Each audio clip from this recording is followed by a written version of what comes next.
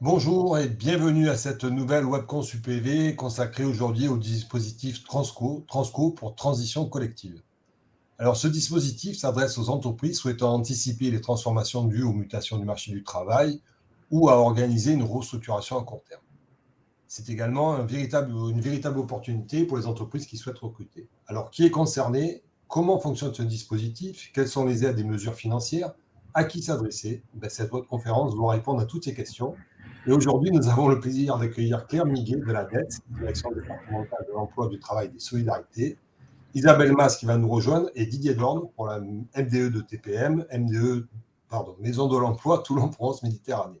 Je vous remercie pour vos interventions. Petit rappel, vous pouvez poser vos questions par le chat qui est à droite de votre écran, qui seront transmises à nos intervenants. Je vous souhaite une bonne webconférence et je passe la parole à Didier Dorn.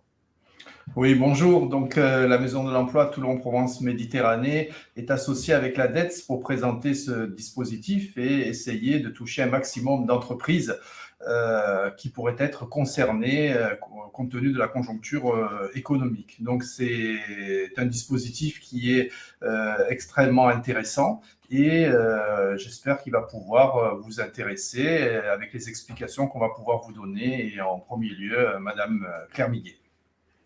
Bonjour, Claire Miguet, donc de la DETS du Var. Je vais vous faire une présentation, assez simplifiée du dispositif transition collective parce que l'objet, ça va être de vous donner les premières informations et ensuite je vous donnerai mes coordonnées en fin de présentation afin qu'on puisse organiser des rendez-vous individuels si vous le souhaitez et que je puisse approfondir et répondre aux questions que vous pourriez vous poser. Donc au préalable également, cette présentation s'adresse aux TPE-PME. Il y a des petites différences, pas majeures, mais il y en a quelques-unes pour les plus grosses entreprises. Là, par souci de simplification, je vais vous présenter le dispositif classique transition collective à l'attention des TPE-PME. Alors, qu'est-ce que transition collective? Transition collective, on l'appelle également Transco. Pour résumer, pour schématiser, Transco a pour objectif de permettre à des entreprises qui sont en difficulté ou qui ont des mutations qu'elles anticipent, ça va être le mot-clé de la présentation et notamment du dispositif, l'anticipation, donc qui anticipent des mutations, qu'elles soient économiques, technologiques ou autres, et qui ont, dans ce cadre-là, qui pressentent qu'elles devront à terme malheureusement licencier certains de leurs salariés, donc des salariés qui occupent des emplois fragilisés. Et donc l'objectif pour ces entreprises, ça va être de permettre par la formation, la reconversion de leurs salariés vers des métiers porteurs ou des métiers en tension au sein du même bassin d'emploi. Ça aussi, c'est un mot-clé dans Transco, c'est le bassin d'emploi. On va favoriser des mobilités professionnelles au sein d'un même territoire. Donc, plusieurs questions. Qu'est-ce qu'une entreprise en difficulté? Qu'est-ce qu'une entreprise en mutation? C'est quoi les métiers fragilisés? Une entreprise en mutation, ça va être par exemple une entreprise qui fait face à des mutations technologiques. Par exemple, l'automatisation des chaînes de production ou une entreprise en mutation économique qui malheureusement subit de plein fouet les conséquences de la crise sanitaire ou de la crise tout court. Des métiers fragilisés, ça va être les catégories d'emploi qui vont être impactées par ces mutations et qui, à terme, risquent de devoir disparaître. Donc là, on est dans l'anticipation du chef d'entreprise qui se dit « Malheureusement, mes prévisions ne sont pas excellentes et à terme, je vais peut-être devoir me séparer de certaines catégories d'emploi. » Mais Transco va permettre, par la formation, à ses salariés de se reconvertir vers des métiers porteurs ou des métiers en tension. Des métiers porteurs, c'est par exemple les nouveaux métiers qui sont issus en parallèle d'autres mutations, par exemple des métiers qui sont issus, qui pourraient répondre à des besoins en matière de transition écologique. Je donne des exemples, mais on pourra y revenir plus longuement en fin de présentation. Ou des métiers en tension.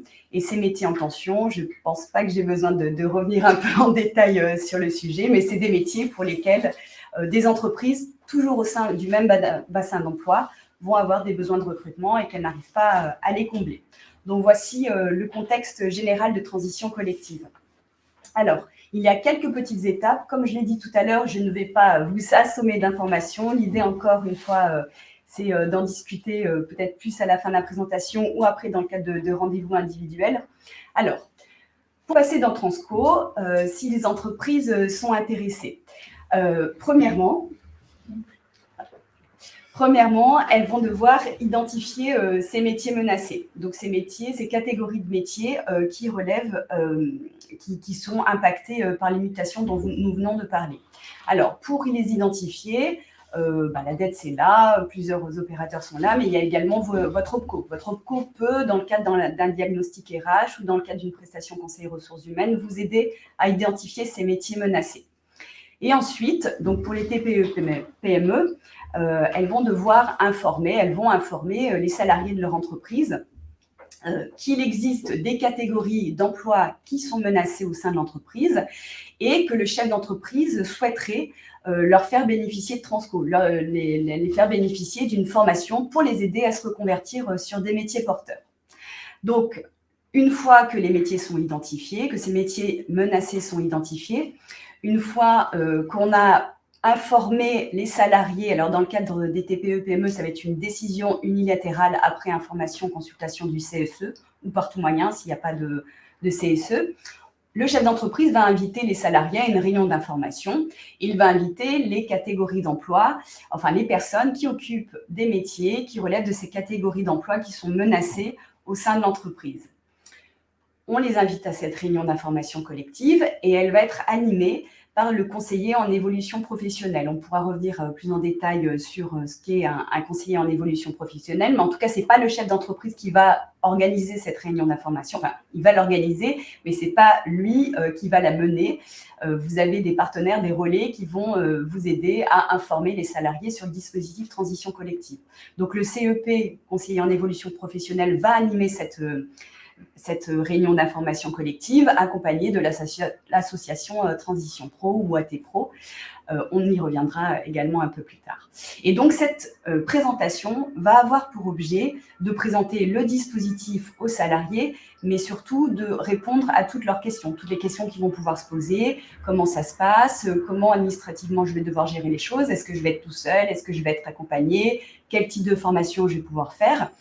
Et comme on l'a vu en introduction, Transition collective va s'adresser à des entreprises en mutation pour des salariés qui ont des métiers menacés pour se rediriger vers des métiers porteurs donc, et combler des besoins de recrutement. Donc, lors de cette réunion d'information, il est vivement encouragé d'inviter les entreprises du même bassin d'emploi, du même territoire, qui pourraient, elles, avoir des besoins de recrutement et pour qu'elles puissent parler des métiers porteurs, des métiers sur lesquels les salariés pourront se reconvertir. Et ça leur permet d'avoir une vision un peu plus concrète des choses et leur permettre surtout de se projeter pour la suite. Une fois qu'on a informé les salariés vont être accompagnés par le CEP pour maturer en quelque sorte ce projet s'ils sont intéressés. Alors, il y aura quelques conditions qui vont s'appliquer pour pouvoir entrer dans le dispositif transition collective. Je ne vais pas peut-être aller trop dans le détail, mais il y a des questions d'ancienneté. Par exemple, pour les personnes qui sont en CDI, ça sera 24 mois d'ancienneté, dont 12 mois au sein de la société. L'accompagnement du CEP, vous vous souvenez, la personne qui anime la réunion d'information collective va être obligatoire. Alors, le CEP, le conseiller en évolution professionnelle, c'est un service public gratuit. Il est à disposition des salariés du secteur, des salariés en poste qui pourraient avoir besoin de faire le point sur leur vie professionnelle. Donc, son accompagnement est obligatoire pendant transition collective, mais il peut aussi, tout salarié peut faire à tout moment de sa vie professionnelle un point sur son avenir, sur les formations qu'il voudrait faire. Donc, dans le cadre de Transco, son accompagnement va être obligatoire. Donc, ça va être une condition pour entrer dans Transco, être accompagné par CMP. Et cet accompagnement est essentiel parce que dans ce cadre-là, le salarié va pouvoir être accompagné de A à Z dans la formalisation de son projet. Le salarié, dans les conditions qui s'appliquent, par exemple, va devoir se mettre en accord aussi avec son entreprise pour rentrer dans le dispositif. Mais je ne vais pas vous abreuver d'informations sur les conditions. Elles sont assez simples, mais on pourra y revenir si vous le souhaitez. Concernant le projet, qu'est-ce qui est obligatoire? Quelles sont les conditions? Bien évidemment, ça va être de se reconvertir sur un métier porteur ou un métier d'avenir dans le même bassin d'emploi. Alors, il y a une liste qui existe, qui est publiée sur le site du ministère du Travail et qui est publiée à l'échelle de chaque région. Donc, vous pouvez en prendre connaissance, c'est des catégories d'emploi et vous pouvez regarder quels sont les métiers sur lesquels les salariés pourront se positionner dans le cadre de leur projet de reconversion professionnelle. Il y a des conditions également relatives aux formations. Elles doivent être certifiantes. Les prestataires de formation doivent délivrer une prestation de qualité. Ensuite, une fois qu'on a dit ça, une fois qu'on remplit toutes les conditions, comment ça va se passer? Encore une fois, le CEP va accompagner de A à Z le salarié pour se reconvertir, pour formaliser son projet de formation, voir quelles sont les formations qui sont disponibles en fonction, bien évidemment, du projet, du métier vers lequel il va souhaiter se reconvertir. Une fois que c'est fait, une fois qu'il a formalisé son projet, entreprises et salariés vont déposer un dossier auprès d'ATPRO. Donc, ATPRO, c'est une association de loi 1901 et en fait, c'est l'ex-FONGECIF. Donc, il est plus connu sous cette appellation-là. Et c'est un organisme agréé par l'État et qui est en charge des dispositifs et du financement de transition professionnelle à l'échelle de chaque région. Donc, l'entreprise va déposer son dossier auprès d'ATPRO. Le salarié va déposer les éléments qu'il concernant ce projet de reconversion dans le cadre de transition collective. Donc, comment procéder? C'est déposer un dossier. Encore une fois, les entreprises et salariés ne sont pas seuls. Les entreprises peuvent faire appel à leur OPCO pour être accompagnés dans cette démarche. Et les salariés, sont toujours accompagnés par leurs conseillers en évolution professionnelle.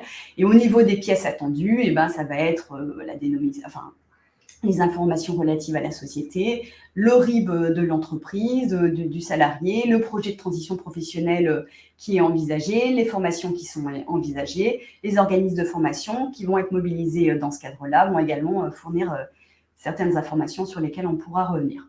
Une fois que le dossier est déposé, ensuite, l'association Transition Pro va examiner les projets de transition professionnelle qui sont soumis par les salariés. Et ils vont regarder des éléments assez logiques, c'est-à-dire est-ce que le projet est pertinent, est-ce que le salarié veut bien se reconvertir vers un métier porteur, est-ce que la formation et le financement est en adéquation avec le besoin de formation et le besoin de reconversion sur le métier. Alors, point important, qu'en est-il au niveau du financement? Puisque dans le cadre d'un projet de transition professionnelle, les salariés vont partir en formation, mais ils restent au sein des effectifs de l'entreprise. Et par ailleurs, concernant les frais de formation ou les frais annexes, comme les frais de transport, d'hébergement. Alors, le niveau de prise en charge pour les TPE-PME, il va être de 100%. C'est-à-dire que les entreprises dont les salariés vont partir dans un dispositif de transition professionnelle tel que Transco vont voir les salaires pris en charge. C'est-à-dire que le temps de la formation des salariés, les salaires seront pris en charge par l'association Transition Pro. Ils vont être remboursés, voire même avancés dans le cadre des toutes petites entreprises. Donc, ils vont être pris en charge à hauteur de 100% dès lors que ce salaire ne dépasse pas 2 fois le SMIC. Si ça dépasse 2 fois le SMIC, ça sera remboursé à hauteur de 90%. Mais globalement, c'est une prise en charge à 100%. Idem pour les frais de formation. Le salarié ne va pas mobiliser son CPF, ce qui est un point important et une différence par rapport au projet de transition professionnelle. Il ne mobilise pas son CPF. Les frais de formation et les frais annexes vont être pris en charge à 100% pour les petites entreprises. Pendant la durée de la formation, le salarié reste dans les effectifs de la société. Comme je vous l'ai dit en préambule, les salariés ne sont pas licenciés. L'idée, c'est vraiment d'éviter les licenciements économiques, mais de permettre à ces salariés, parce que l'entreprise anticipe des mutations, de se reconvertir. Il va être stagiaire de la formation professionnelle pendant le temps de la formation. Et à l'issue de la formation, le salarié aura la possibilité de regagner les effectifs de l'entreprise. Mais comme vous l'avez compris, l'objectif de transition collective, c'est de favoriser la mobilité et qu'il se reconvertira vers un métier dans une entreprise qui a des besoins de recrutement sur le même bassin d'emploi. Voilà pour les éléments de présentation principaux du dispositif transition collective. Donc, j'espère que j'ai été assez claire et que pas trop rapide. Comme je vous l'ai dit en préambule, donc moi je travaille en tant que déléguée à l'accompagnement des reconversions professionnelles au sein de la DETS du Var. Je me déplace en entreprise et où je fais des rendez-vous par téléphone avec les entreprises du Var. Et alors, je les accompagne s'ils sont intéressés par le dispositif transition collective, mais je les accompagne également s'ils souhaitent avoir des éléments d'information sur tous les dispositifs qu'ils peuvent mobiliser en matière d'emploi, de formation, de reconversion des salariés, bien évidemment, ou de développement des compétences. Et je réoriente, si c'est nécessaire, les entreprises que je rencontre en fonction, avec les partenaires de l'État, dont la LDE fait partie. Également, voilà, c'est ici, c'est tout. Voilà. Vous avez mes coordonnées qui s'affichent à l'écran. Vous voulez peut-être donc par rapport à la présentation que vous venez de faire, et je pense qu'on verra une synthèse après, à l'issue, à l'occasion d'une petite vidéo qui a été faite justement pour expliquer de façon très pédagogique ce dispositif-là. Donc, si on comprend ce que vous venez de dire, en fait, l'entreprise n'est pas obligée d'être vraiment en difficulté et commencer à réfléchir à des licenciements, puisque vous pouvez du coup intervenir bien en amont. Oui, c'est ça. Et c'est vrai que c'est important de le dire. Je l'ai un peu dit en introduction. L'idée, c'est quand même d'anticiper, puisque le salarié doit pouvoir regagner l'entreprise à l'issue de la formation. Donc, le chef d'entreprise doit effectivement anticiper. Il peut anticiper à court ou à moyen long terme. Mais effectivement, il n'est pas obligé d'être vraiment au pied du mur. De toute façon, s'il est au pied du mur, malheureusement, s'il est sur le point d'être en liquidation judiciaire, le dispositif ne pourra pas s'appliquer. Donc, effectivement, l'anticipation est le maître mot. Parce que c'est toujours, on remarque toujours que pour une entreprise, de se séparer de ses collaborateurs, c'est toujours une souffrance, une difficulté, surtout quand ses collaborateurs ont de l'expérience. Tout à fait. Donc là, c'est vraiment important d'insister sur le fait qu'on est bien en amont d'une démarche de licenciement ou de plan social. Tout à fait. Là, comme vous le dites, c'est une démarche qui doit être sereine, préparée, assumée. Ça repose sur le volontariat des salariés. Effectivement, c'est quand même c'est compliqué pour une entreprise de devoir se séparer de ses salariés, notamment quand ils sont proches. Et donc là, l'entreprise va permettre aux salariés de rebondir. Donc c'est ça qui est important, c'est que ça leur permet d'envisager l'avenir d'une autre manière. Malheureusement, les difficultés sont là, où elles sont pressenties, on les voit venir. Et donc du coup, on veut accompagner ces salariés pour qu'ils puissent avoir un avenir professionnel sécurisé.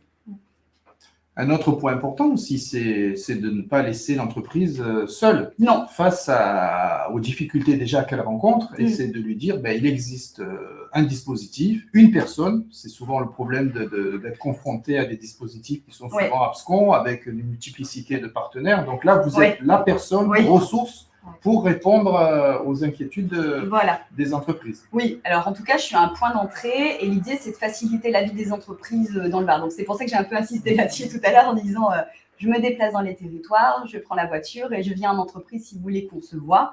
On peut faire des points téléphoniques si vous n'avez pas forcément le temps, mais effectivement, je vais être un point d'entrée et l'entreprise ne sera jamais seule dans ce cas-là. Si elle souhaite avoir des informations sur transition collective ou d'autres dispositifs. Et l'idée, c'est de vous faciliter la vie, donc de répondre à toutes vos questions. Si transition collective n'est peut-être pas le dispositif qui s'applique, on peut aussi parler des autres dispositifs et des autres accompagnements qui vous sont proposés dans le Var. Oui, parce que vous avez multiples casquettes aussi qui vont pouvoir permettre. Et un autre point, dans la présentation, avec ma collègue Isabelle Mas, on l'a souvent rencontré auprès d'un certain nombre d'entreprises, c'est que l'entreprise va être accompagnée, y compris financièrement. Oui, tout à fait. C'est-à-dire que là, il y a aussi des moyens qui sont mis sur la table. Tout à fait. Oui. Il y a des moyens et qui sont importants, comme vous avez pu le voir, puisque pour les toutes petites entreprises et les moyennes entreprises, la prise en charge des salaires va se faire à 100% dans la limite de 2 fois le SMIC. Mais bon, c'est quand même une prise en charge très importante. La formation pour les salariés, ils ne vont pas mobiliser leur CPF.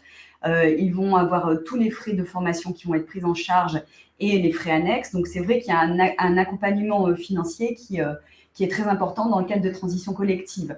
C'est un dispositif qui est important et qui est vraiment bien si pour aider les entreprises à anticiper les mutations et encore une fois, à accompagner de manière sereine une transition qui est pressante. Qui n'est jamais simple aussi à mettre en place. Oui, tout à fait. Je ne sais pas s'il y a des questions peut-être de la part. peut-être Il n'y mettre a pas de question, mais moi, je voudrais juste peut-être qu'on revienne un peu sur l'accompagnement. Il y a l'accompagnement de l'entreprise du dirigeant, l'accompagnement des salariés, mais après, l'accompagnement des salariés au changement d'entreprise, parce que c'est aussi une des finalités. C'est qui opère cet accompagnement des salariés? Parce qu'il faut arriver à le convaincre, ou en tout cas l'amener à changer. C'est quoi? C'est les conseillers du CPE? C'est la MDE? Le conseiller en évolution professionnelle, son accompagnement est obligatoire dans le cadre de Transco. Alors, en amont de Transco, il n'est pas obligatoire, mais en tout cas, c'est lui qui va faire la réunion d'information. Donc, il va vraiment répondre à toutes les questions des salariés. Donc, dans ce cadre-là, le conseiller en évolution professionnelle, si les salariés ne le connaissent pas forcément, c'est vraiment un dispositif qui est très intéressant. C'est un dispositif gratuit et c'est pour permettre aux salariés de faire un point tout au long de leur vie professionnelle, pas forcément dans le cadre de Transco. Et donc, le CEP va les accompagner pour déjà choisir les formations. Alors, la liste existe, les salariés et les entreprises peuvent la consulter, la liste des métiers porteurs à l'échelle de la région PACA, mais ça va les aider aussi à s'orienter, à faire le point, finalement, à être accompagnés vraiment de A à Z et à choisir aussi des formations. C'est pas évident non plus quand on se dit « Ah, tiens, je me reconvertirais bien sur ce métier-là », de savoir quelles formations sont mobilisables, sur quelle durée, à quel moment il faut faire les démarches. Et là, vraiment, le CEP va les accompagner pas à pas. Mais il y a aussi également l'accompagnement. Après, je vous laisse prendre la main sur votre accompagnement. Oui, donc chaque entreprise, normalement, collabore avec un OPCO. Donc, on fera en sorte, au niveau de la Maison de l'Emploi, de faciliter l'identification de cet OPCO auprès de ces entreprises. Mais l'accompagnement stricto sensu sera réalisé par le conseiller en évolution professionnelle, puisque c'est la loi qui norme et qui identifie quel type de salariés ou pas seront concernés. Donc tout ça, on peut rassurer les chefs d'entreprise, ça sera proposé, identifié autour de Madame Miguet, qui fera en sorte d'être le couteau suisse et la boîte à ressources pour faciliter la mise en place de ce dispositif-là. Non, c'est parce que l'idée, c'est pour que ça réussisse, il faut que toutes les parties prenantes aillent dans le même sens. Voilà. Sinon, il peut y avoir la volonté du dirigeant ou du salarié, si ça ne matche pas quoi derrière, ça. Voilà, simplifier et un seul interlocuteur. Voilà. Oui, tout à fait. Mais là, pour le coup, aussi bien au niveau des salariés que des entreprises, voilà, tout le monde est accompagné de A à Z. À chaque étape, le salarié, le CEP, on ne va pas revenir là-dessus. Mais pour les entreprises, il y a l'OPCO, il y a moi, il y a Monsieur Dorme, Madame Masse. Enfin bon, il y a beaucoup d'acteurs qui sont impliqués. L'association Transition Pro également, qui est là, qui gère administrativement, financièrement, mais qui est aussi là en matière d'accompagnement. Donc, les entreprises vont pouvoir aussi obtenir des renseignements auprès d'elles. Il y a vraiment une multitude d'acteurs. Si les entreprises n'ont pas envie de commencer à se demander mais à quel moment je fais intervenir qui, moi, il n'y a aucun problème. Je suis le point d'entrée et après, je redirige. L'idée, encore une fois, le maître mot, c'est simplification, qu'on fasse, qu'on ait des rapports directs et que je puisse simplifier les choses et les mises en relation. Et peut-être une dernière question, les entreprises, elles, qui seraient intéressées par ce personnel qui est reconverti, comment elles contactent qui? Comment ça se passe? Excusez-moi, je n'ai pas entendu la question. Pour les entreprises qui seraient intéressées par recruter donc ce personnel qui bénéficie d'une reconversion, elles s'adressent à qui? D'accord. Donc, soit à moi, soit à Monsieur Dorme, mais également Pôle emploi. C'est important qu'elle se manifeste auprès de nous pour être mis en relation avec les entreprises qui ont des besoins de recrutement. Et je parlais tout à l'heure de la réunion d'information collective. C'est bien qu'elles se mettent en relation avec nous assez en amont, que ce soit via leur branche ou individuellement, ou via Pôle emploi, puisqu'on travaille aussi, Pôle emploi a toute sa part, tout son rôle à jouer dans le cadre du dispositif, pour qu'on puisse en amont savoir se dire, si on va faire des connexions, on sait que ce type de salarié voudrait se reconvertir vers ce type de secteur.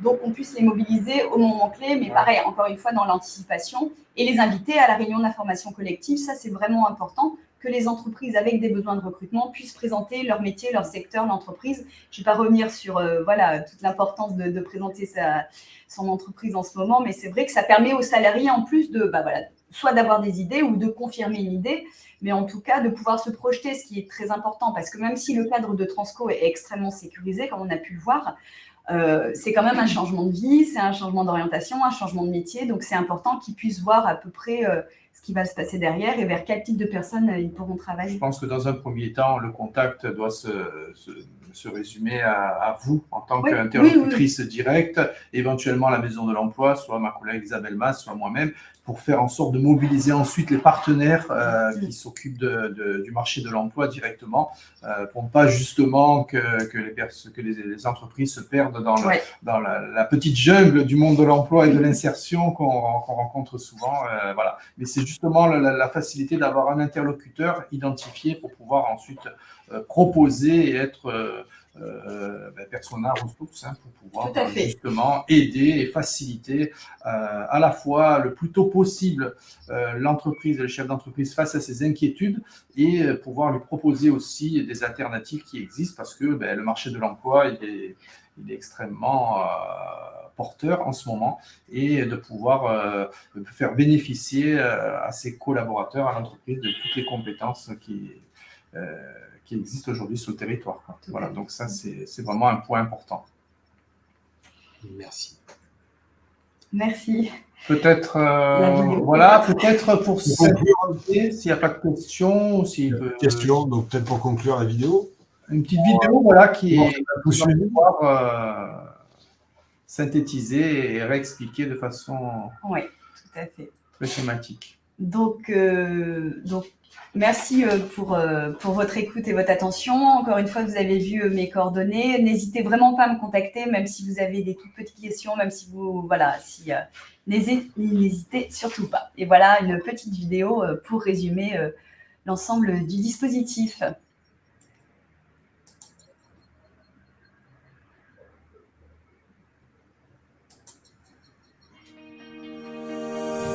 Mutations économiques, technologiques ou sociétales, votre entreprise doit s'adapter et faire évoluer ses métiers. Vous souhaitez disposer des compétences nécessaires pour ces transformations et accompagner les salariés dont les postes risquent d'être menacés. Le dispositif Transco a été conçu pour y répondre. Initié par le MEDEF et mis en place depuis janvier 2021, il est le fruit d'une concertation des partenaires sociaux avec le ministère du Travail. Il permet à des salariés dont vous avez repéré que l'emploi est menacé à moyen terme de se former pour s'orienter vers un métier d'avenir ou en tension sur un même bassin d'emploi. L'objectif ? Répondre avec agilité aux besoins en compétences des entreprises du territoire par la construction de parcours de formation certifiants. Bénéfice pour l'entreprise et le salarié, le dialogue social est favorisé afin de pérenniser l'activité et les emplois. L'entreprise et le salarié sont accompagnés dans la définition et la mise en œuvre des parcours par leur OPCO et un opérateur du conseil en évolution professionnelle. Le contrat de travail du salarié et sa rémunération sont maintenus pendant la durée de son parcours de formation. Enfin, le coût de la formation et la rémunération sont intégralement remboursés aux entreprises de moins de 300 salariés. Au-delà, la prise en charge est dégressive. 3 étapes pour en bénéficier. Identifier les métiers fragilisés au sein de votre entreprise. Votre OPCO peut vous accompagner dans cette démarche et ainsi vous aider à définir votre stratégie de gestion des emplois et des parcours professionnels. Informer et échanger avec les salariés concernés et intéressés par le parcours de formation. Enfin, déposez votre dossier Transco auprès de l'association Transition Professionnelle de votre région. Pour en savoir plus et vous faire accompagner dans le cadre du dispositif Transco, contactez votre MEDEF régional et rendez-vous sur transco.medef.com.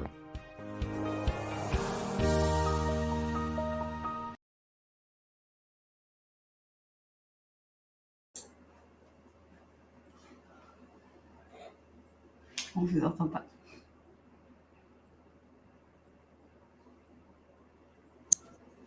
Donc, je disais MEDEF régional ou MEDEF VAR, puisque l'UPV a aussi la particularité d'avoir la double casquette, MEDEF et CPME, donc n'hésitez pas et on transmettra à Claire Miguet.